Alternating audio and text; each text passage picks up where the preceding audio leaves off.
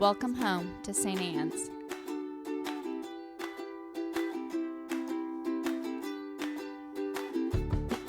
We want you to know that you're welcome to join us at 10 a.m. on Sundays. Please be sure to hit subscribe to receive our sermons.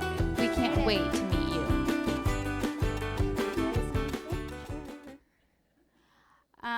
All right, well, let's talk about the gospel because for those of you who attended church last Sunday, whether it be here or any other lectionary cycle, you know the good ones. We don't like those non-lectionary churches where the clergy person just preaches willy-nilly whatever they want. We need structure and control, and to be honest, you already know that I have 3 sermons that I preach. Just imagine if I got to choose the readings every Sunday. Can you imagine? It would be 1 sermon every Sunday. It'd be easier to know, and you could skip more often because you'd be like, we know what she's going to say anyway.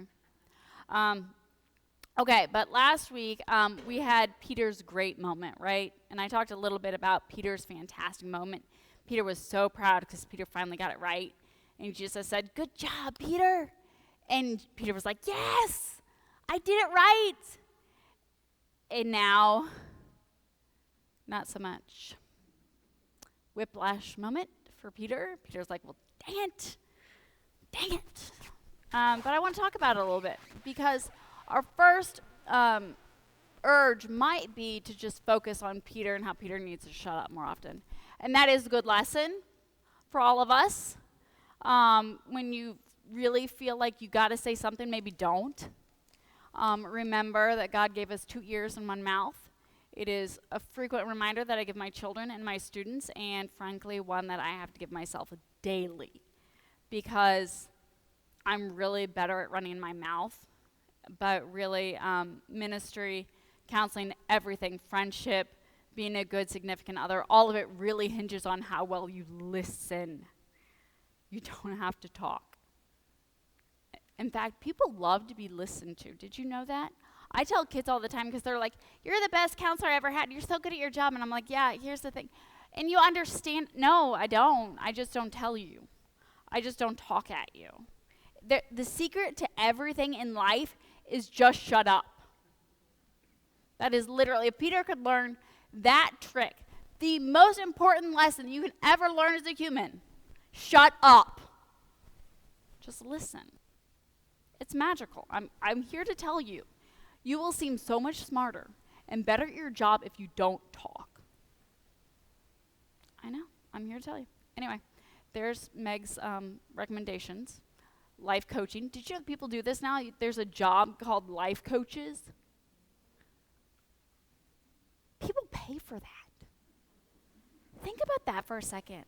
Like, you literally will go to somebody and pay them for life coaching. You don't have to do that. God got that.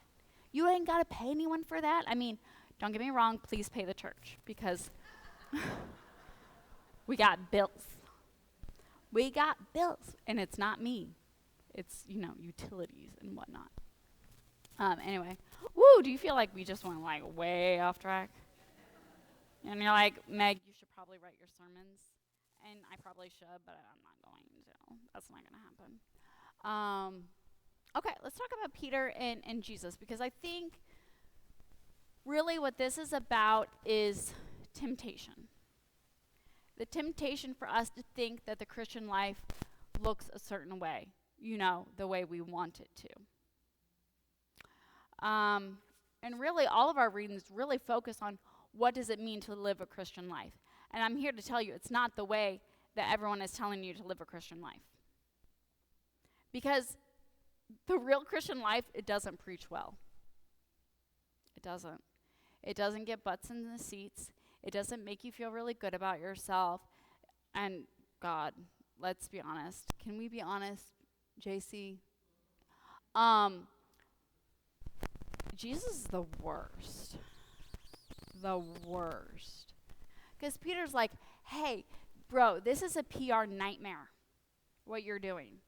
You're talking about suffering and death and living a certain way, and everyone's leaving. You are a PR nightmare.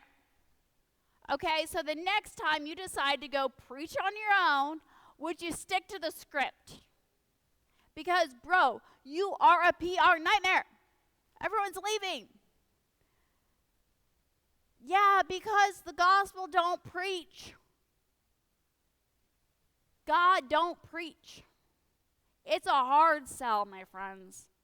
And so our readings, all three of them, are all about living it. How do we do that? And I'll tell you, it's not by being mean to other people. It's not by hanging out with people that you think are going to be your friends. It's not by, making lots of money and doing this, that, and the other. It is by loving everyone, being inclusive of everyone. And they're like, but Paul, not them. And Paul's like, yeah, them too. Yeah, but not them. Yeah, them too. And every time we try and come up with a them, God says to us, no, not. We don't have thems. You don't get to do that. This isn't everybody. Even if people are mean to you, no. Okay, this is where we get tricky, because Jesus is all about the boundaries, okay? Did you know that you can set healthy boundaries and keep yourself healthy while also not destroying other people? It's a thing. You can do that. You can set healthy boundaries and say, hey, it is not okay for you to treat me or others in the way that you are. This is not an excuse for an abusive relationship. This is I refuse to be in an abusive relationship because all people deserve to be treated appropriately, including me. And you need to learn that lesson because that's going to be important for you. And not hate them. Does that make sense? Gosh, that's hard. Because that's where we struggle. Because we are either a people who expect to be victimized. We think it's holiness that women, how many times are women told, stay with your abusive significant other? Frequently. How many times do we do that to children? We say, you know what, but mommy loves you. No, your uncle loves you. You know how many hotlines I've had to make and kids are completely broken and shattered because love looks wrong. That's not love. So the gospel is not about abusive victimization, okay? So if you hear that, because sometimes the church, are we being real? Are we going to be real? You know me, I'm always real. Okay, the church sometimes, because it's made of humans, has humans who do bad things. That's not okay, and it's not God. Okay? And we, as a godly people, need to step in and keep people safe. We need to really push those healthy boundaries, right? Okay.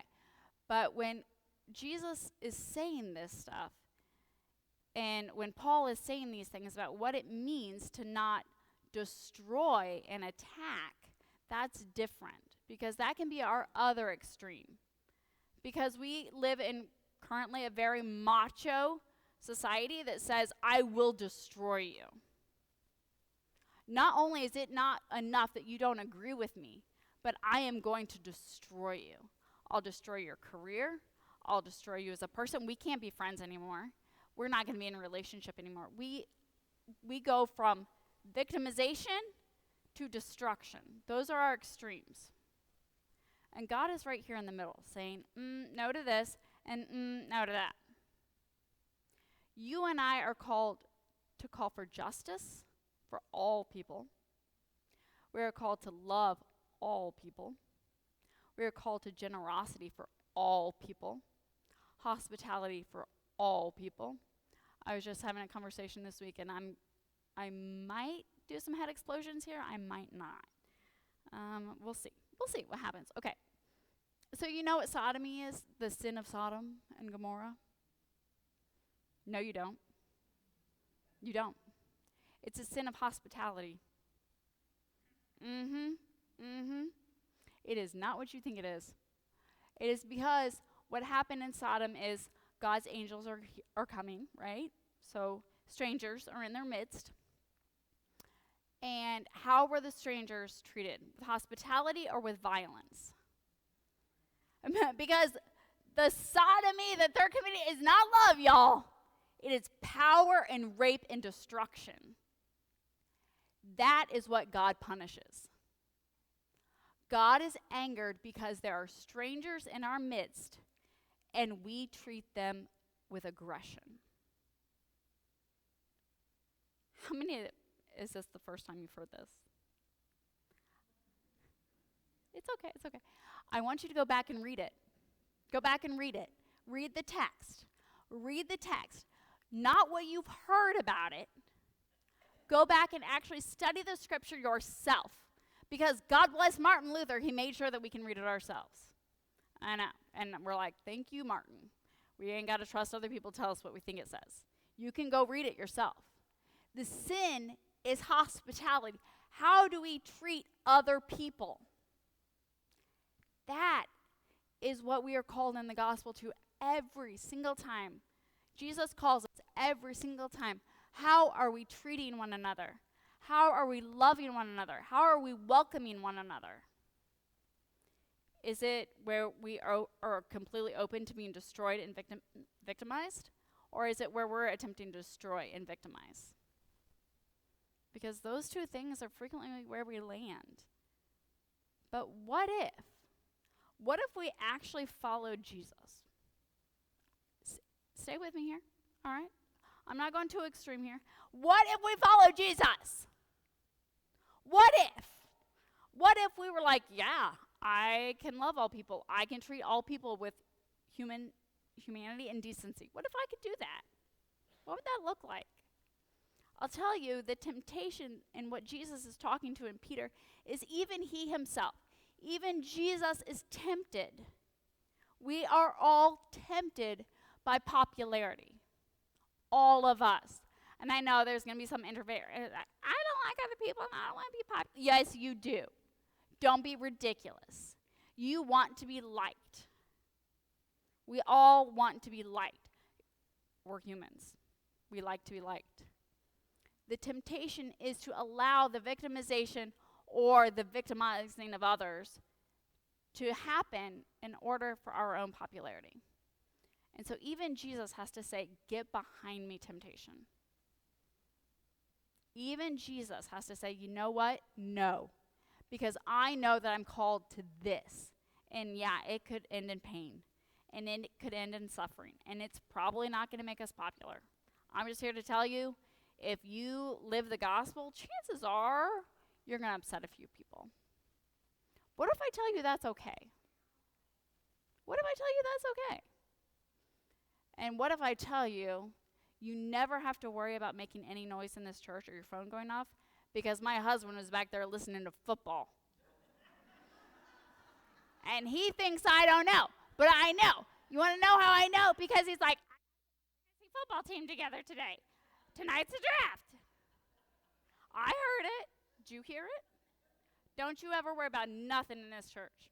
Nothing.